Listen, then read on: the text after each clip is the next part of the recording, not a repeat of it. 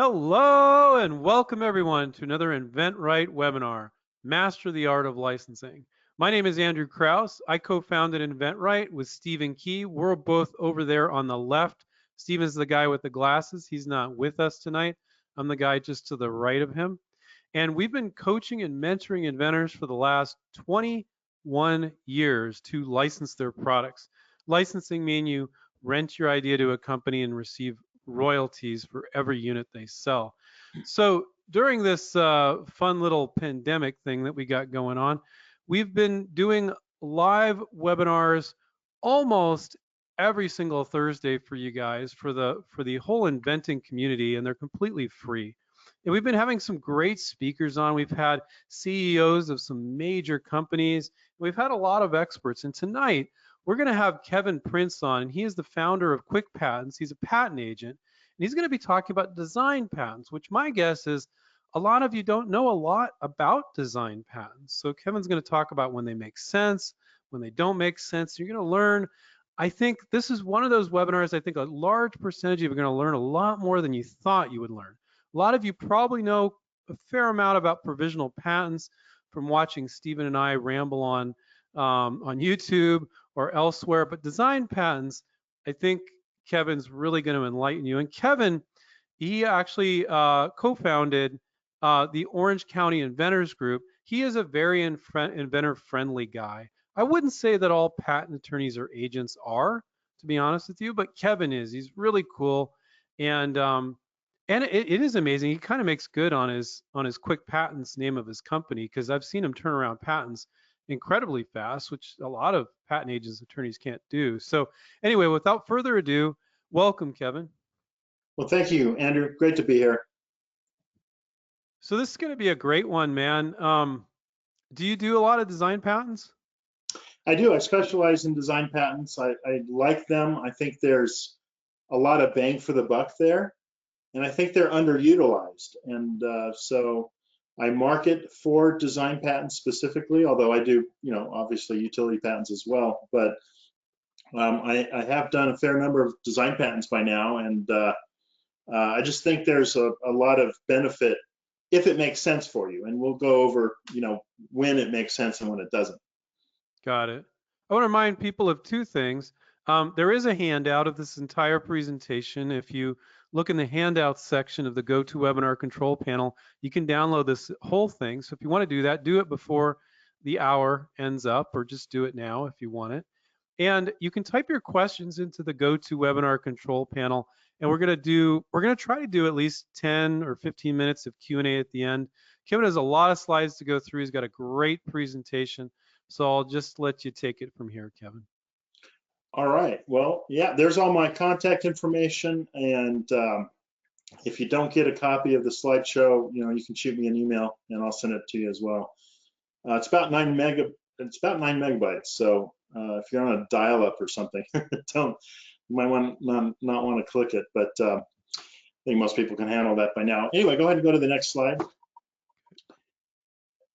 So there's basically these two types of patents, design and utility. I know there's also plant patents, but I think I've had one question about plant patents in 15 years of doing this professionally. So the main two categories are design and utility, and it's important for people to understand the difference. So a design patent is all about how something looks, your invention, and in fact, we call them just designs in the design patent world. We don't really care about how it works, what it's made of, how you make it, how you use it. It's really all about what it looks like externally. We don't care about what's going on inside. Whereas with the utility patent, you do care about all those things. You want to protect how it works, the theory of operation, if you will. And so a good example that I use is that of spectacles. Going to go to the next slide. The upper left drawing is an example of a design patent on a pair of glasses, of spectacles. And this obviously has a very unique shape for the lenses, and that's what they're protecting here. Notice that the temple pieces and the bridge pieces are in broken lines. And so those don't count. Those are what we call disclaimed. They're not claimed, they're not part of the claimed design. The only thing that's claimed is the elements that are in solid lines. And so anyone else who comes out with glasses or sunglasses or something with those shapes of lenses would be violating that design pattern. Now contrast that with the other image, which is talking about polarized light. If you were the first inventor of polarized lenses, for that you would want a utility patent, because you're protecting the way that it works, the theory of operation. You don't care what the competitor's sunglasses look like in that case. If they're using polarized lenses, you want to be able to go after them. Now these are not mutually exclusive, a design patent and a utility patent. I've gotten both utility and design patents for the same thing. It's just that they protect those different aspects of the invention. So let's look at what a design patent looks like on the front page. Go ahead and Can go I to ask the you a next one. question, Kevin? Sure, Do you want yeah, to do those dotted lines? Because when you file a design patent, it's just what the picture is. It's saying I'm that's protecting right. what's in this picture. So if you included the nose bridge and the side, whatever you call that on a glasses, The the other temple piece, side yeah. pieces, if somebody did just a piece of those differently, then they wouldn't be violating your intellectual property, violating your design patent. So that's why you do those dotted lines and you're saying, look, I'm just protecting the design of the lenses. Is That's right. okay. And that's what you want to do, is protect what's important. And in this case, it's the shape of the lenses that's important. The shape of the temple piece doesn't really matter. And if a competitor comes out with a big thick plastic temple but still makes your lenses, you don't want him to be able to get around your design patent. Right. Okay. So this is the front page of a design patent for a handle for grocery bags that we got some number of years ago. And the arrows point to a couple of key things. The top one, that's the design patent number. And you can tell that a patent is a design patent because it starts with the letter D for design. Most of the utility patents are just numbers in the millions. So you have 7 or 8 digits. But design patents are still in the hundreds of thousands. And so we only have 6 digits, and it starts with the letter D. You can see who the inventor is and the application number there going down the list. The references cited is very interesting because this is essentially the results of the patent search that the patent examiner did at the patent office when they were examining this application. Part of any patent application is an examination, and the patent examiner does that at the patent office. And it is really the best search you can get at that time. So as of September 19th, 2006, when this patent was issued, those patents listed are the closest things that the examiner found. And so that's one way you can kind of do a poor man's patent search, is if you find a patent that's pretty close to yours, you should definitely also look up the references that are cited on that patent, because they might also be relevant. And Let then me on the ask you a right, question. I've got a weird yeah, question, Kevin. I've always wondered this. How does a patent examiner at the patent office that just does design patents, are they just spending their entire day looking at pictures? It's an interesting job compared to somebody that's examining utility patents. What are they looking at? yeah, they are going through a lot of drawings. And they are also looking at the field of the class and subclasses, which is how patents are classified at the patent office. But they are doing very, very little in terms of keyword searching. And the reason is because there's just not that many words in a design patent. I'll show you later. It's really the words on a design patent are limited to the claim and the descriptions, which is right there on the front page. I mean, it's less than 100 words probably on this particular one. Whereas with a utility patent, you're dealing with 15, 20 pages of text, and there's a lot more keywords that they can use to do a search. So it's actually very difficult to do a patent search on a design patent Hmm. because you have to look through so many drawings, and you have to have a way of doing that efficiently. And I can tell you, using the patent office website is not that way. Because if you've ever tried to use that patent search engine, it's tough. I would say Google Patents is probably your quickest way to do a design search, although it's not that up to date. So anyway, that's kind of getting off on a tangent, but yeah, a design, they're really just focused on the drawings. Got it. Thank you. So let's go to the next page, which is this patent. This is the entirety of this patent. A lot of people are surprised when they see design patents. It's like, well, where's all the words? There, all you get really is the title, the claim, and the description. And the description is limited to a description of the drawings. And so there's just very little text there. And that's because it doesn't really matter what this is made out of. It doesn't matter how you use it. The thing that this design patent protects is the ornamental appearance of this product, what this product looks like. Now, we can compare that to, go ahead and go to the next page. This is the utility patent for the same thing. Okay, so we did both a utility and a design patent for this product. And you can see the difference. There's a whole lot more text there than words that we're describing what kinds of materials we would use, what happens internally, how does a spring work. If you look at the design patent, you don't even know there's a spring in this product, or two springs. And so that's really kind of the difference. A quick way to tell what kind of patent you're looking at is, are there a lot of words, a lot of text, and do the drawings have numerical callouts? Are there little numbers pointing to all the little pieces of this thing in the drawings? If you go back one, you'll see again that the design patent, there are no numerical callouts. We're not pointing to the marble, we're not pointing to the plastic hook, none of that. It's just figure number, and that's it. So that's kind of the difference between the two. Let's talk a little bit about the next. Go to the next slide. We'll talk about the drawings that are required. The patent office wants to see every side of this design, whatever you're trying to patent. And so typically you'll need 7 drawings. You'll need all 6 sides, so front, back, left, right, top, and bottom, and then a perspective view from an angle. Now, in this particular patent, the perspective view is figure number 1.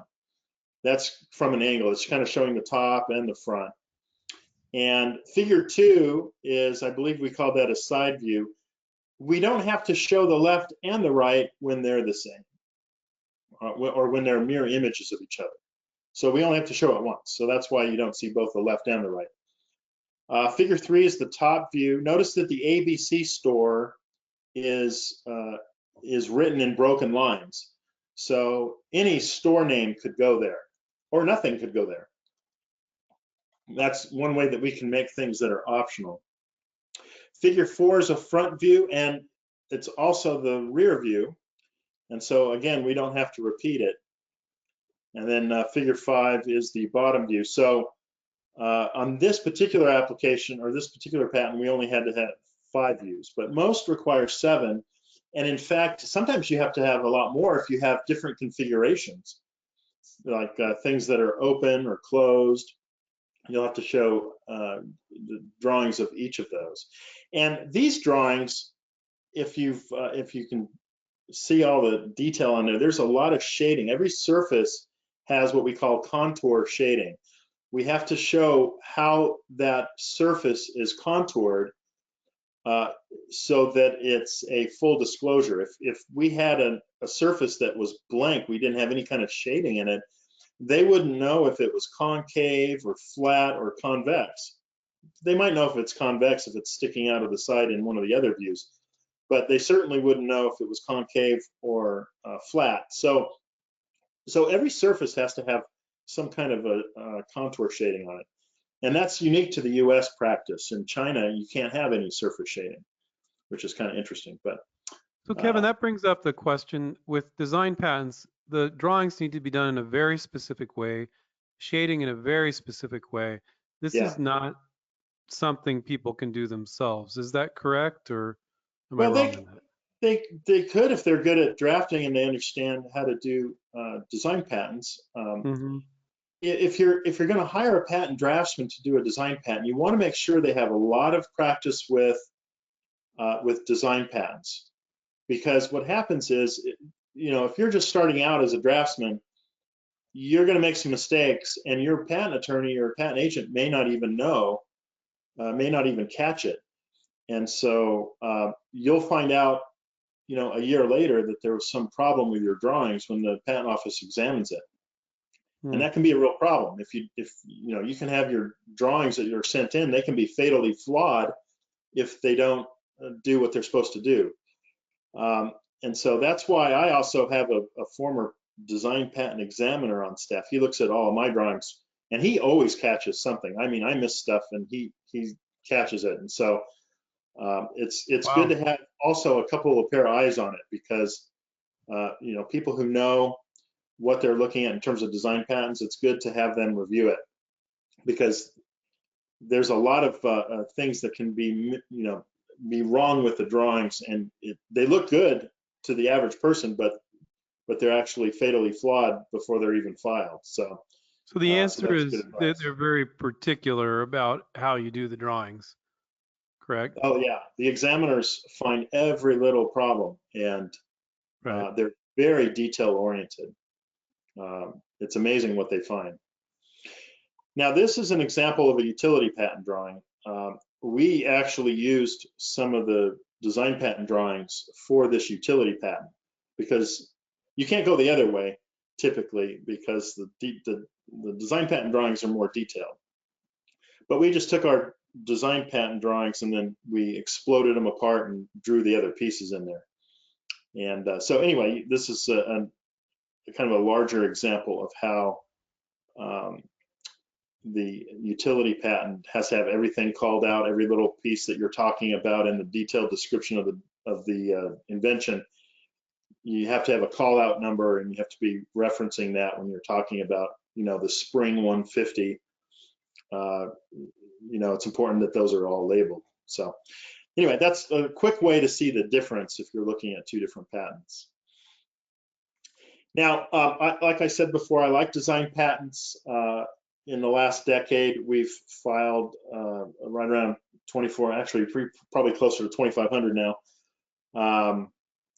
We have gotten about, gosh, I think it's even higher than that. We're over 2,200 issued now. And the total number of patents in that period of time in the United States was only about 273,000. So we've actually done pretty close to 1% of all the design patents in the United States, which is, and like I said, I focus on marketing towards design patents, so that's really no surprise. But it's cool because we've gotten to know some of the examiners at the patent office, and sometimes they'll help us out, and it's just good to have that kind of experience when you're doing these, especially with the drawings as detailed as they have to be. And like the slide says there, we handled all of the LegalZoom design patents for about 5 years, 2008 to 2013. So that's when we really were doing a lot of them. Hmm. Next slide. So the way it compares with utility versus design, there's about 900,000 design patents issued now in the United States, and compare that with over 10 million, close to 11 million utility patents. So when you're talking with a patent attorney or a patent agent, most of the time they're going to be focused on the utility patents. I think there's only about 36,000 or 40,000 design patents issued a year, and there's 44,000 of us practitioners running around. So if you do the math, that's less than, on an average, less than one design patent per practitioner per year. So it's not a surprise when you talk to your average patent attorney that they might do one or two a year, and it's kind of a specialized filing. So it's you want to make sure you have someone who's had maybe more experience in that. There's a huge difference in the number of rejections that we get with with utility patents, it's about, I would say it's pretty close to 95% of the time we get rejected, and then you have to fight with the examiner. And then the latest number I looked at, it was 63% allowance rate, and that's a nationwide statistic. And that compares with 95% of the design patents are allowed straight away. I mean, we rarely have problems with prior art on design patents. And so that's one of the advantages. The other advantage is that it goes through the patent office a lot more quickly, a design patent application. You're talking 12 to 14 months versus I've been quoting people a year and a half to 3 years in some cases on utility patents.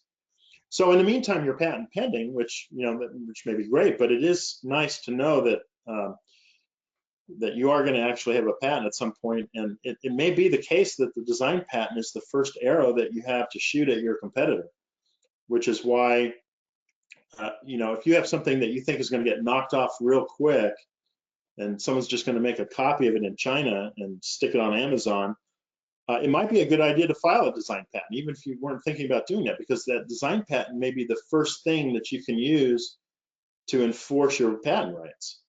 And then the final thing is the average cost. The cost difference is considerable.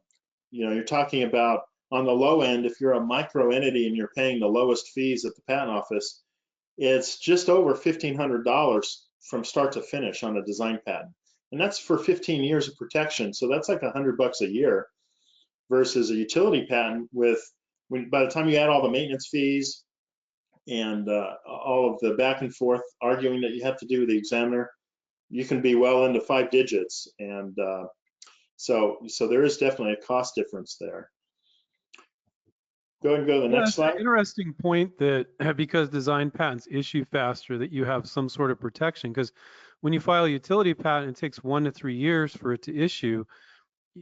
You can't sue somebody with the patent pending. That's right. So it's an interesting point. Yeah, I like that. Yeah, and Andrew, I like to think of patent pending as a big no trespassing sign on a piece of property that you don't own yet. And so hopefully people will see that no trespassing sign, realize that you beat them to the patent office, and they're not going to compete with you. But if you do get a competitor who sets up a lemonade stand on this property, you won't be able to legally evict them until you get the deed to the property, until the patent actually issues. True. Okay, so the pros and cons, we talked about the expense, the fact that it can be quicker, and you can expedite, at the patent office, you can expedite both utility patents and design patents. So if you want to pay them the extra money, they will get to your application more quickly. On a utility patent, expediting means within about a year. That's about top speed for your government. Whereas with the rocket docket program on the design patent, it's 2 to 6 months. Wow. So I have seen them go through as fast as 6 months or as fast as 2 months, but I think 6 is more average. That's what they shoot for. But again, you're probably going to have fewer back and forth issues with the examiner on a design patent, because you're probably not going to have what are called 102 or 103 rejections, which are based on prior art, that they found something similar. The biggest rejections that we get are they don't like the drawings. There's something about the drawings they want us to fix.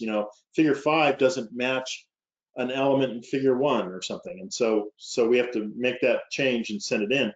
But that whole process is a lot faster with design patents. Okay, go ahead and go to the next one.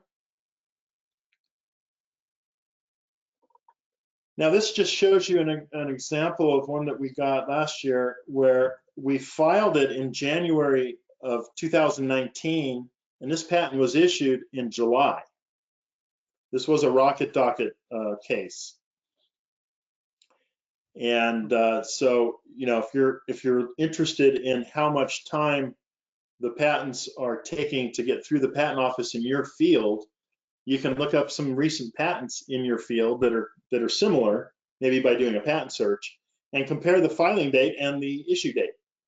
and see what you get. And you'll see with utility patents, it is quite a bit longer.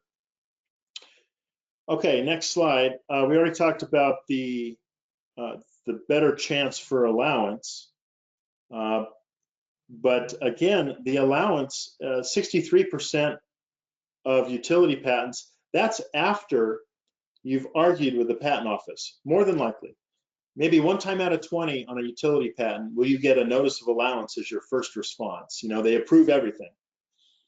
Most of the time, you get some kind of a rejection, and then you gotta decide how much you want to fight. And it is not uncommon to do 1 or 2 rounds with the patent office, and you know, even more. I've had as many as 6 office actions on utility patents, and you know, you just get an examiner that's stubborn or just doesn't understand, doesn't see the light, even after an examiner interview.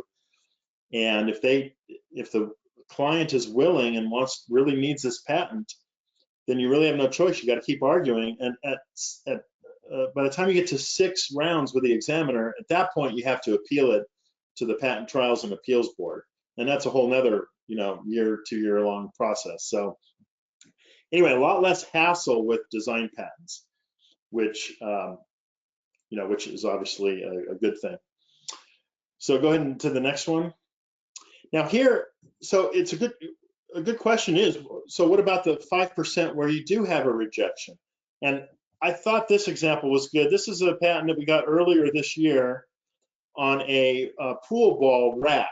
And this is a circular, it's basically a ring that has, I think it's, how many pool balls are, I think it was 15 pool balls. And then you put the cue ball in the middle.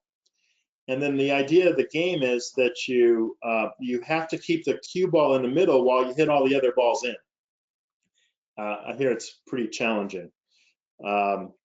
Anyway, that's what the invention is. And this one did get rejected because of prior art. It was in the 5% or so that got rejected because of prior art.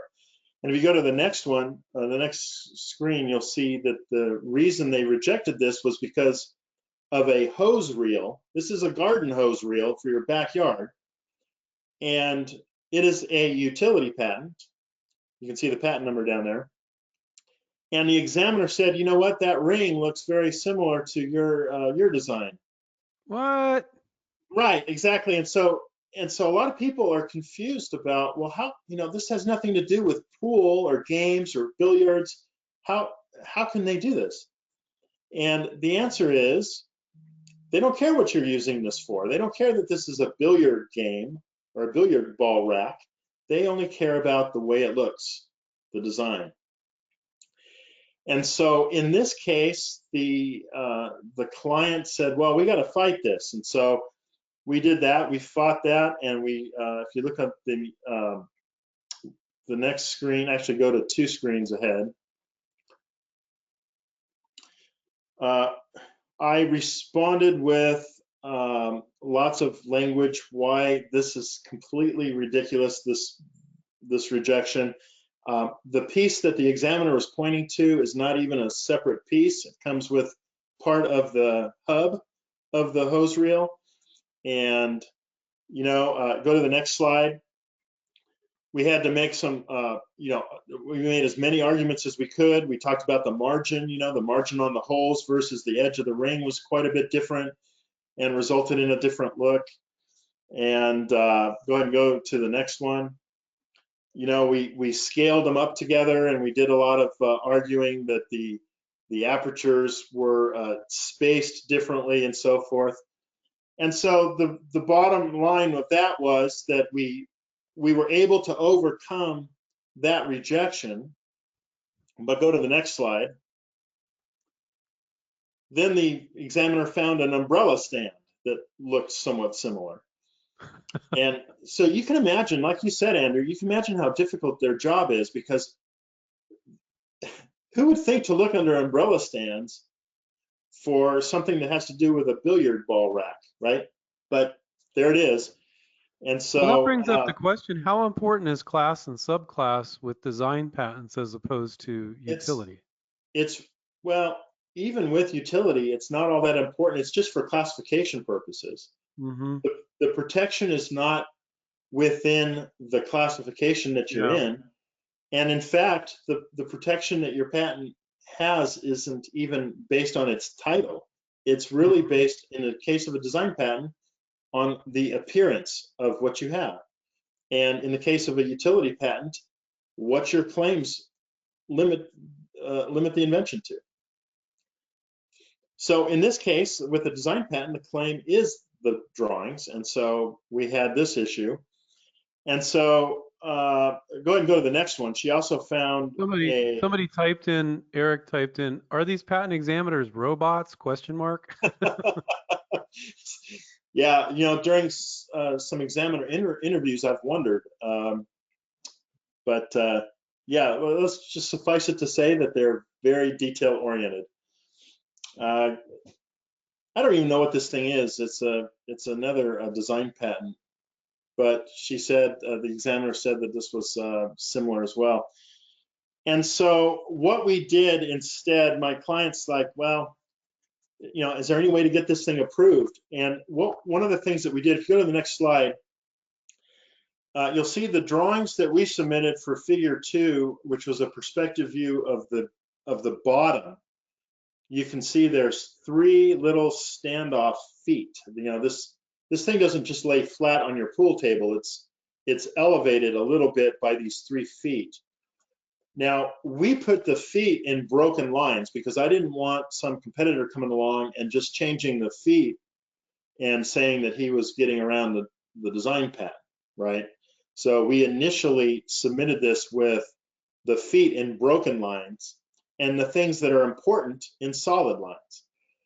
And one of the things that you can do is you can change broken lines into solid lines during the prosecution. And so we did that. We were kind of forced to because it was pretty rare to get 2 office actions on a design patent. So I went ahead and changed the feet from broken lines into solid lines. We resubmitted the drawings. And then if you go forward, then the result was we got the thing patented. But as you can see, Yay! yeah, client was very happy. But it's so This even if whole we're getting, scenario was pretty unusual for a design patent, you're this was saying. a pretty unusual case, yeah. Hmm. And so it just goes to show you, even if you get your patent rejected, doesn't mean you're out of the water. You have a chance to fight back, and politely with the examiners, of course. But you do have to make some arguments. And anyway, we were able to get that one through. So all right, so let's go to the next one. At this point, it sounds like everything's all peachy and hunky-dory with design patents, but there are some drawbacks. And particularly with this audience who's very focused on licensing, many licensees may not understand design patents. They may not appreciate that design patents have gotten stronger over the last few years. And so it may not be as compelling to a licensee if you say, if they ask you, are you patented? And you say, yeah, we have a design patent. So that's one thing to keep in mind. And obviously, that's up to the licensee and what their strategy and policies are. They may be okay with design patents. So that's something that you have to gauge. And generally speaking, it's generally considered that design patents are not as strong as utility patents. Now, to me, that's like saying, women aren't as strong as men. I've seen some really strong women and some really weak men. And so I think in general that may be true. But as you've seen in some of these drawings, there's ways that we can make the design patent stronger by not claiming as much, claiming only the things that are the most important and putting in broken lines the things that are not as important. That strengthens your design patent. And my first utility patent that I got, gosh, this is back probably in 1990, was for a C-shaped clip for holding CD jewel cases on the wall so you could see the artwork. And the amount of stuff that we had to put into claim 1 to get that thing approved, it was a very weak patent. I mean, the longer your claim, generally speaking, the weaker your utility patent, and so it just gives your competitors more things that they can remove from the claim and get around your patent. Thank And you for so saying that, Kevin. I think a lot of people don't understand that just about anybody can get a patent. But if the claims are extremely weak and narrow, the patent office will say, well, sure, we'll give that to you, but it's not going to protect you. People don't understand that. They go, I got a patent. It's not that simple, is it? Yeah, no, it's not that simple. In fact, if you hand a patent to any random patent attorney, the first thing that they're going to do is look at the drawings, and the next thing that they're going to do is look at claim 1, because claim 1 is the most concise way to describe what this patent actually covers. And if you have a claim that runs on for a page and a half, that's probably a very weak patent. You can take any one of the nouns out of that claim and get around that patent. Now, that's not to say that it's totally invaluable. I mean, many people, if you just say patent, that can open doors, right? Or if you say patent pending, that may just be what you need to get into the market. So it's not necessarily that it's a worthless patent, even if you have a weak one. But if you're trying to enforce that, you're trying to sue somebody for patent infringement, and you have a long claim, then that's going to be a hard road right there. I like what you're saying. Perceived protection is a Yes, form of protection because most people will respect it. But if somebody wants to dig down deep, you really got to look at the claims and see what true protection you have. that's right. So moving on with the bottom of the slide, the design patent, it only protects the appearance, not the function, which we talked about. And the test that they use in court, if you, God forbid, you find yourself in court in a litigation situation, the test that they use now is called the ordinary observer test. And this changed in 2008 with a case called Egyptian Goddess.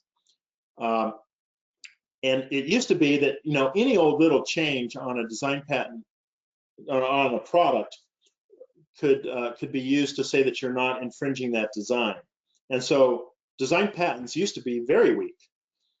But as of 2008, that has changed. And I mean, that's why Apple won $500 million from Samsung. It's because of their design patents and because this ordinary observer test is used. So let's go over what that means.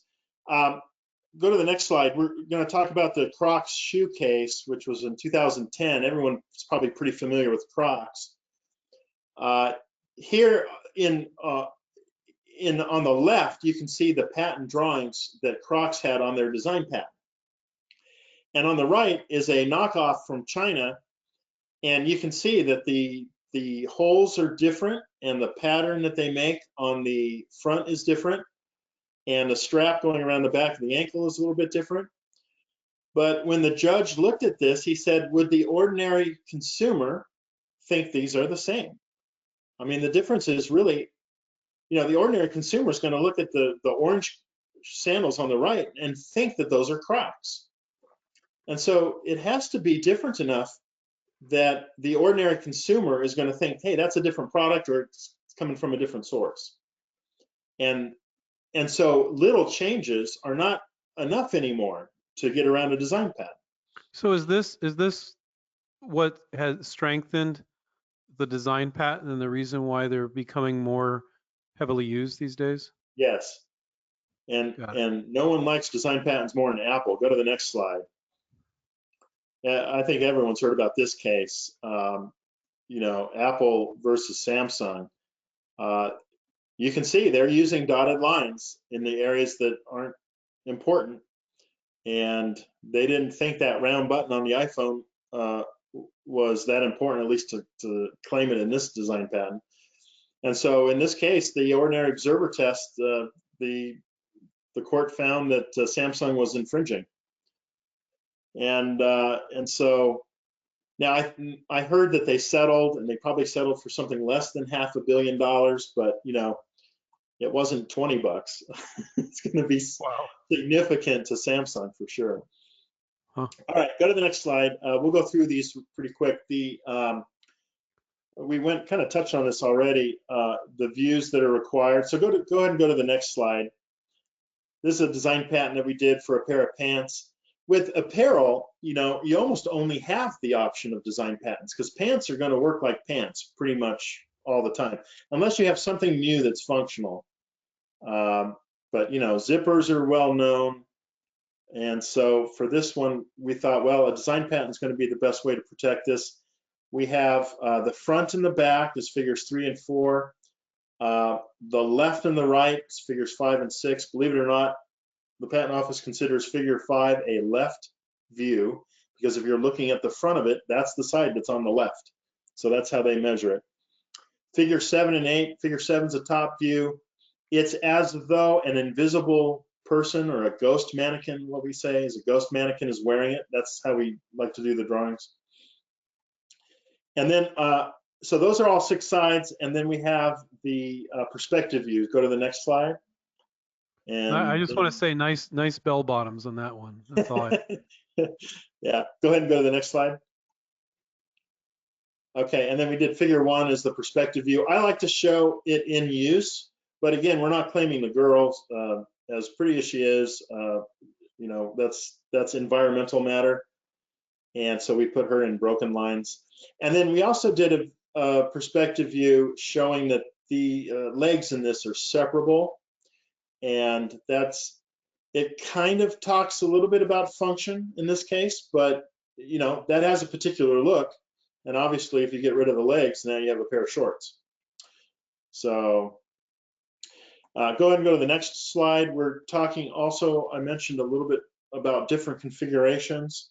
Go ahead and go to the next slide. On this patent, we had a duck decoy that has 2 positions, basically, flat or swimming, I guess, and floating, and then one where the duck is going under. And so I guess you can fool ducks this way, but we wanted to show the different configurations. Because in a way, I mean, we're showing some function there, we're implying function, but this patent does not protect the fact that that's on a pivot. It protects what it looks like. Go ahead and go to the next one. This is important. We're going to talk about different embodiments. Kevin, our inventor is always trying to stuff functionality into design patents. And yes, yeah, and I gotta tell people all the time. Okay, we can show the functionality, but you're not getting the claim on the functionality. For that, you need a utility patent. Right. And very often the functionality, like that functionality on the duck, that's old. That's not something that is going to be protectable from a utility patent, most likely. Unless there's something else going on. Now, different embodiments is what we can do to. This happens a lot. People have different versions of the product, and if you have to show every stinking side of this thing, then how do you show that there's possibilities of different embodiments or different versions? And we have to do a whole new set of drawings to show each additional embodiment. So go ahead and go to the next slide. This was for a rosary bracelet. They're very similar, except for the bottom panel of the little picture there is different. But the overall impression is pretty much the same. And so we were able to get both of these embodiments on the same patent application, which saves you money because you don't have to do 2 separate patents. So in cases where you have different variations that are similar, definitely ask your patent practitioner about, can we do multiple embodiments? Now we have to do additional drawings, and so there's a cost for the draftsman, of course, but overall it's going to save you money if you can squeeze a bunch of embodiments into the same patent application. If the patent office doesn't think that those are different enough, excuse me, let me say that differently. If they think that the embodiments are too different and that each one is patentable by itself, they're going to force you to file multiple patents. They're going to have you split it up into multiple patents. But I like to submit that to the patent office and let them decide. Sometimes they'll group them together, and so you can save money that way by looking at different embodiments. Interesting. Okay, let's go to the next one.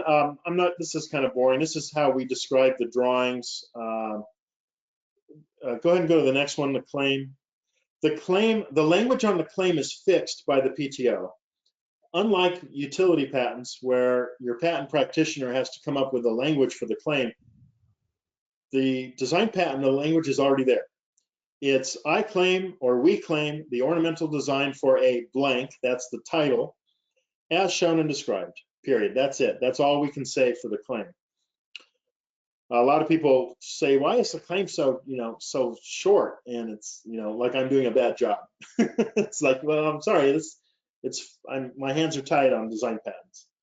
There was some talk about having multiple claims, but that got real confusing with design. So anyway, you can have multiple claims on utility patents, but not designs. And then here, I'm just going to go through a few. You can just kind of go through some of these. This is the Statue of Liberty. It was patented.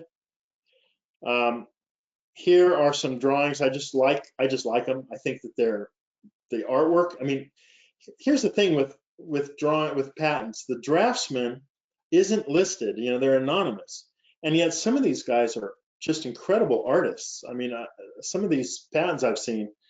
Go and scroll. Here's the next one. Is that's the Dumbo ride at Disney.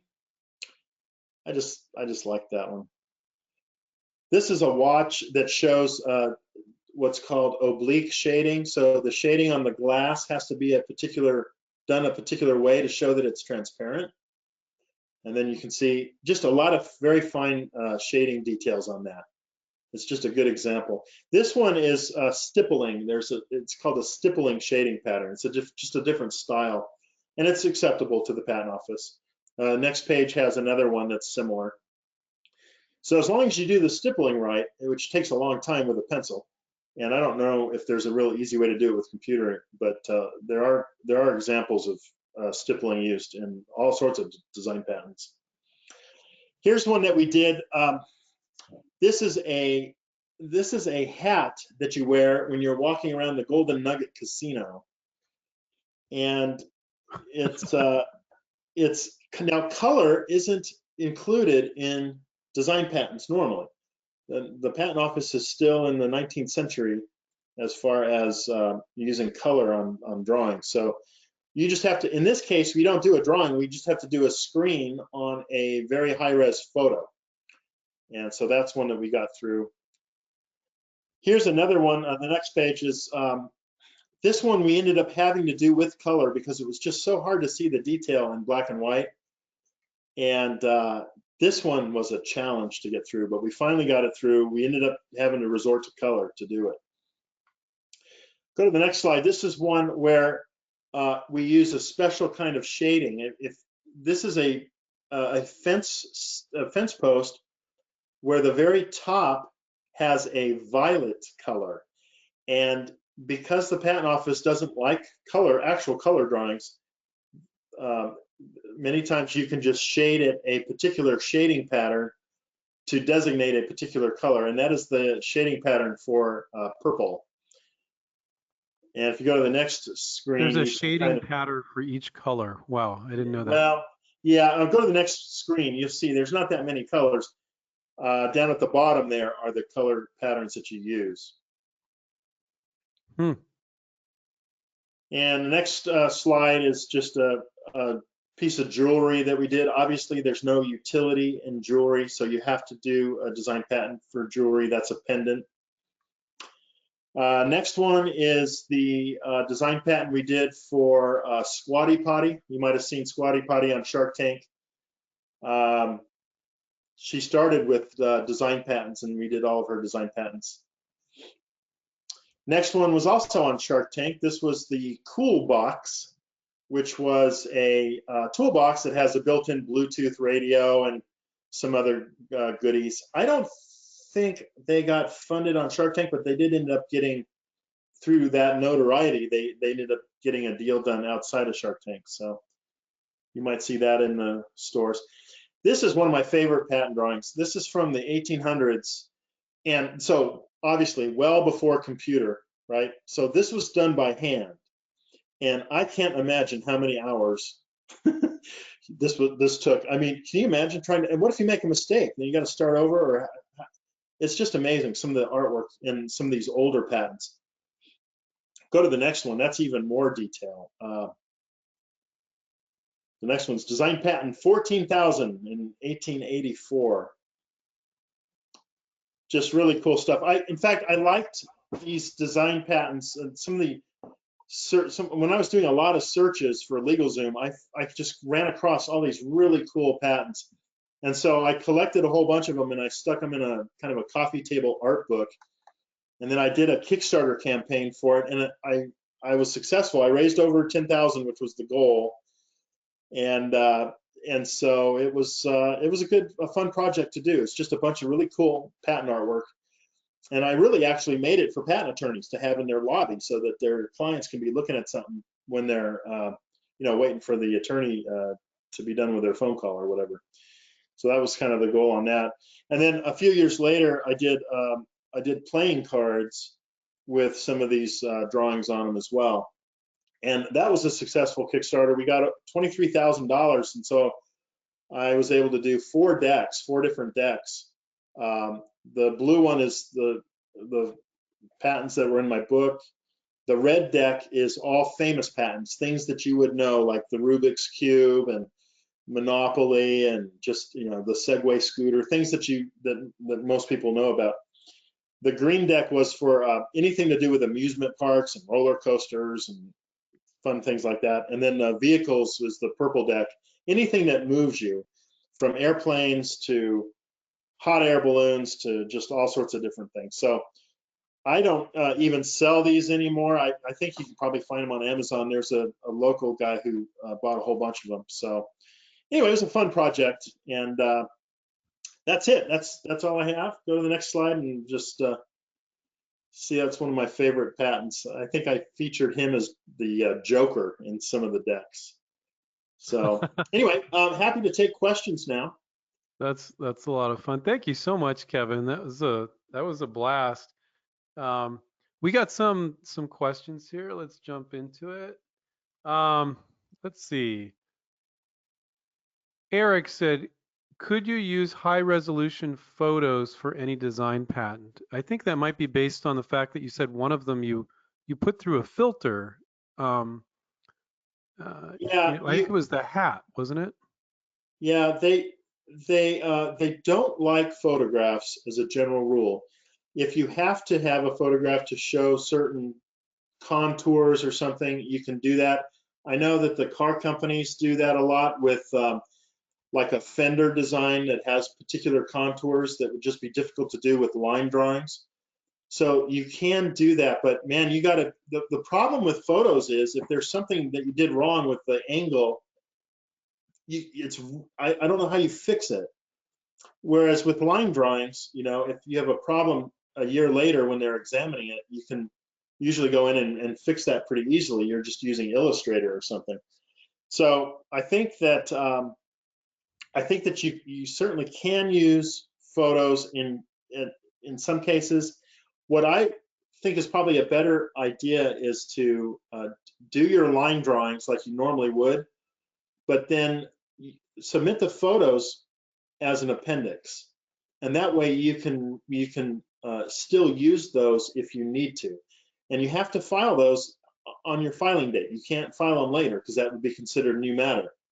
So if you file photographs as an appendix, that gives you a lot of options later on if you run into problems with the examiner.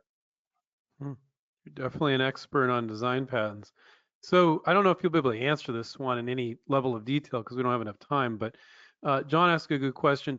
How does a layman search design patents? Yeah, that is a good question. I would probably use Google Patents, and I would filter on design patents. That you can do that, and then I would search. The first thing I would do is search on the 1 or 2 keywords that describe the product the best, and then once you've got a few patents that show up in your list that are relevant, then you need to look at the class and subclass, and then you need to go through every one of those patents in that subclass And so what you do is you do another search just on patents in that subclass, and there may be thousands in that subclass, but you just got to look through every one of them. And that's that. There's just no easy other way of doing that. Thank you, Kevin. This is one we get all the time. This is from Beverly. Is there such a thing as a provisional design patent application for a low fee where I could use patent pending for a year? No, there's no such thing as a provisional design. And if you think about it, it makes sense, because if you were going to show version 1 of a product and then try to claim later that your 15th iteration, when you've got everything fixed and working, that's the same design, it might look considerably different. And so there's no such thing as a provisional, whereas a provisional design patent application. Whereas with a utility patent, I might know enough about how this thing is going to work. I might not know exactly what it's going to look like, but I can describe how it's going to work. And so for that, it makes a lot more sense to have a provisional.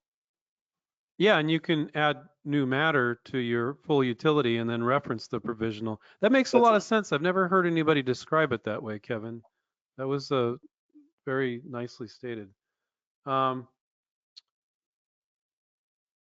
see, Kaylin, what happens if both are rejected? Design and utility belongs to the same inventor. I'm not sure what they mean, but so if I mean, they're completely separate, right? Yeah, they're apples and oranges at the patent office. So they would be treated individually. So if your design patent gets rejected, you just have to answer or respond to the examiner with arguments relating to the design application. And likewise with the utility patent, you'd have to treat that separately. Those are just two completely separate patents. Mm-hmm. Kind of another one in the same vein, Teresa said, so are you saying the first obtain a design patent and then a utility? So can you talk about that, Kevin? I'm going to expand on that too and talk about making a public disclosure and those timelines. Yeah. So one strategy that's useful is if you file a design patent first, which is inexpensive, relatively speaking, then you launch your product, you can legally say patent pending. It doesn't matter that it's a design patent. You don't have to say design patent pending. You just say patent pending. Now, if the product does well, let's say 6 months from now, you say, wow, this is selling really well. Let's file a utility patent. You're still within your right to file the utility patent because you're taking advantage of the 1-year grace period in the United States. We have a 1-year grace period where you can launch the product and make it public, and you have a year to file your patent. Now, I don't think it's a good idea to use up that whole year. Generally speaking, you want to file as soon as practical, right? Because we're on a first to file system in the United States as of 2013. So whoever files a patent first is going to be in line to get it, right? You don't want to be second in line at the patent office. And with design patents and utility patents, those are two separate lines. And so if you file your design patent first, and then you launch your product, as soon as possible, if you think you want to file utility patents, you should file it, either provisional or a non-provisional. Now, if you do that strategy, there's one big drawback, and that is if you file let's say you file your design patent first, you launch the product, and then you file your utility patent. Internationally, you will not be able to file your utility patent in most countries because most countries don't have a grace period. But you will still be able to file design patents because you filed your design patent first in the United States and then you launched your product. And so you have 6 months to file your design patents internationally, referencing your US application, what we call your priority application, and the priority application's filing date, the priority date. So this gets really confusing, and you really want to talk to a patent professional, someone who knows all of these dates, because there's a number of different deadlines that are in operation. And a lot of them are 1 year, some of them are 6 months. And so you can find yourself unable to file foreign patents pretty easily if you're not careful. Now, I would say maybe 10% of my clients care about foreign patents, but listen, if you're talking to a big licensee and they have international locations and things, they're going to care about international patents. And so you may very well want to keep your foreign filing options open. And so to do that, you have to file both your utility and design patents before you go public. If you want to keep your foreign options open, that's the only way. Anyway, it does get confusing, so that's a good question, and there's a lot of nuances there. So Yeah, you almost need a flow chart to understand it all. Yes, exactly right. Yeah. In that area, there's another question. If my product is being produced in China, would it be better to get a Chinese design patent versus a US design patent? So can you talk about Chinese design Yeah, patents? sure. Well, so every country has their own patent laws and their own patent fees, of course. And so if you file a patent in the United States and you get the patent, you have the right to stop other people from making, using, or selling that product in the United States. And in the case of a design patent, it's for 15 years from the issue date. And in the case of a utility patent, it's 20 years from the filing date. So roughly somewhere between 15 and 20 years, right? That does not give you, that US patent does not give you the right to stop someone from making it in China and selling it in Europe, for example. Okay, so if you want to be able to stop a factory from making a product in China, you have to have a Chinese patent. And what I've heard, I have clients who they're US based, but they live in China. They live at the factory basically. And they've told me that the Chinese government is trying to kind of rein in their wild, wild west reputation. And so if you are a Western interest and you have a Chinese patent, they're pretty aggressive about enforcing those in China, but they're not going to care about your US patent. That has no effect. Right. Generally speaking, on a design patent, you're looking at maybe $2,000 ish to file in China. You have to have it translated. Now, thankfully, with design patents, there's not that many words, but you do have to file it in Chinese, and so you have to have a Chinese patent attorney to do that. And they also have different rules for their drawings. I mentioned earlier that the Chinese patent drawings for design patents can't have any shading. So we have to take all that off, and we'll send you those, those drawings if we do your design patent without the shading on it. But there's different rules for different countries. If people are interested in foreign patents, you really should go to wipo.int. That's World Intellectual Property Organization, WIPO.int. That's the organization that kind of acts like the Worldwide Patent Office. And they have, on the utility patent side, they have the PCT application, the Patent Cooperation Treaty. Most countries are signed up on that. In the design patent area, they have the Hague Agreement, HAGUE, and there's about 70 countries that are signed on to that. More are signing every year. Mexico just signed on this year. There's probably the US, Canada, Europe as a regional patent, and Japan and Australia. I think those are the big ones, and Canada, if I didn't say that. Those are the big ones that are in the Hague Agreement. China and India are not, but they're talking about joining. So, and that's really a great thing, because if you file a Hague application, you can file that in the United States. I can file that for you, and then it acts as an actual patent application in those other countries. And of course, there's other fees and things involved. So you don't want to just do this willy-nilly. You want to look at the cost, because it can get expensive. But if it makes sense to have a Japanese patent for your golf invention, for example, which it very well might, you want to at least look at that and consider it. Yeah. International patents can get quite expensive though, can't they?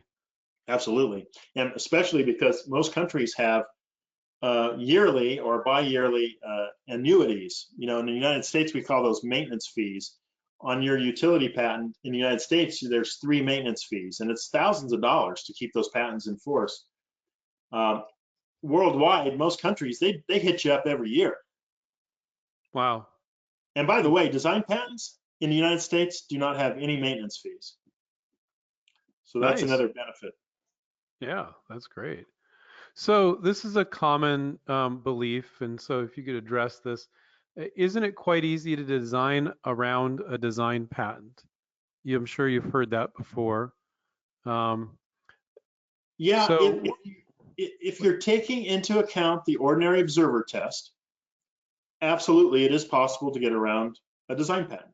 It's also possible to design around a utility patent, but you got to understand what you're getting around, right? You got to make sure if you have a design patent that you're trying to design around, you got to make sure the ordinary observer is not going to be confused if he sees your product in the market along with the product that's in the patent.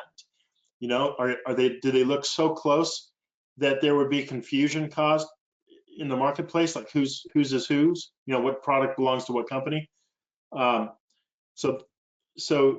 yeah, you can, but here's the other thing you got to consider too. Whoever holds that patent, they may not agree that you've designed around it, and they may sue you anyway.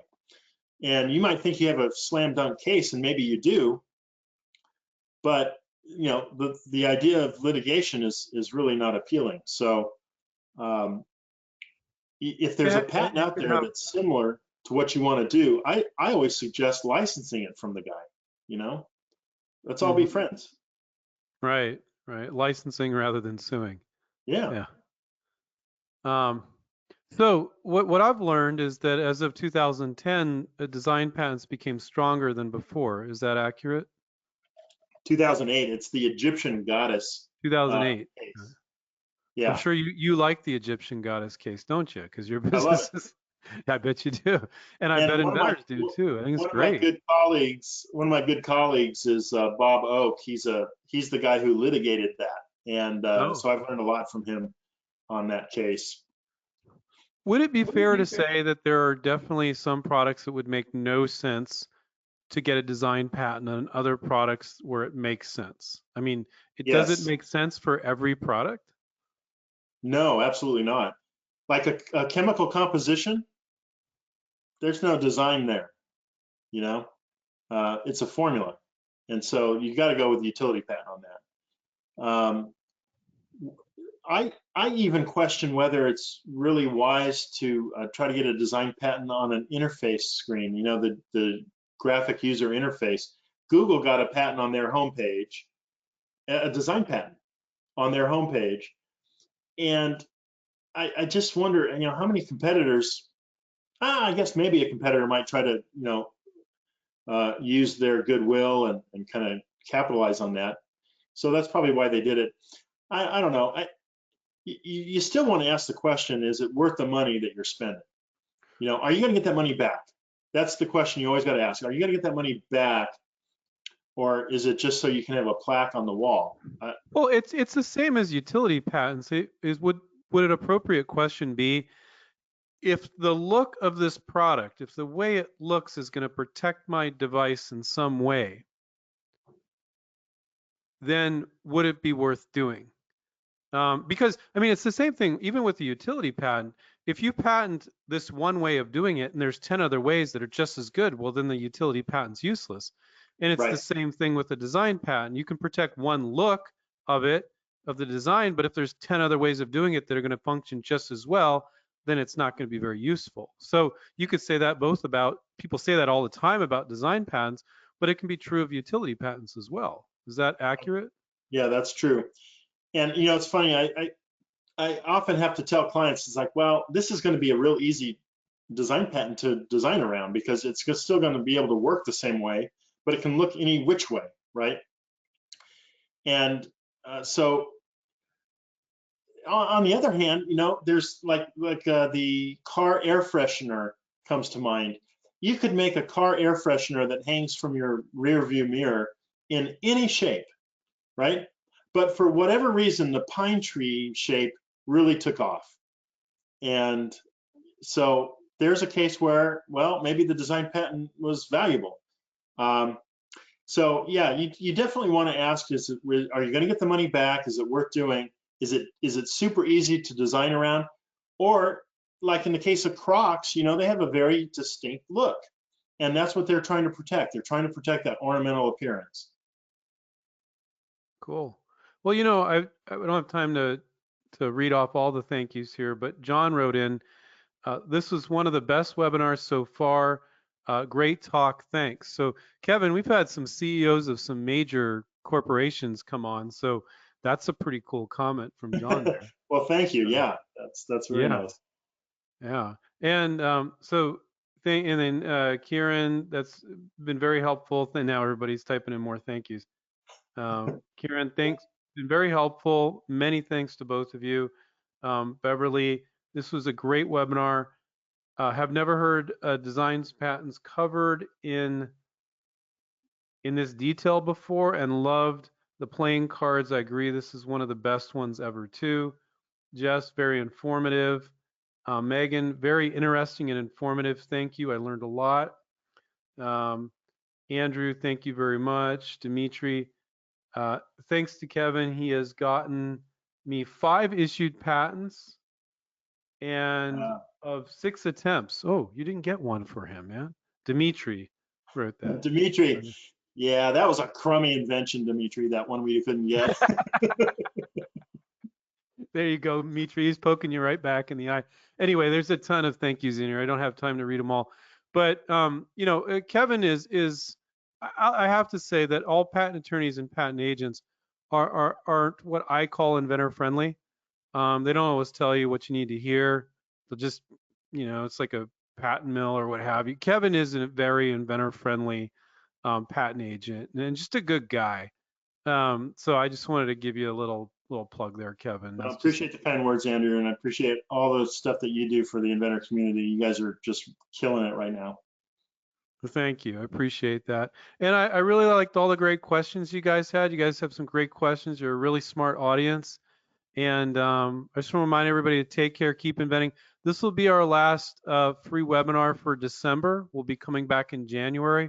We've been doing webinars almost I think we only missed one for like 9 months, like every week, which is insane.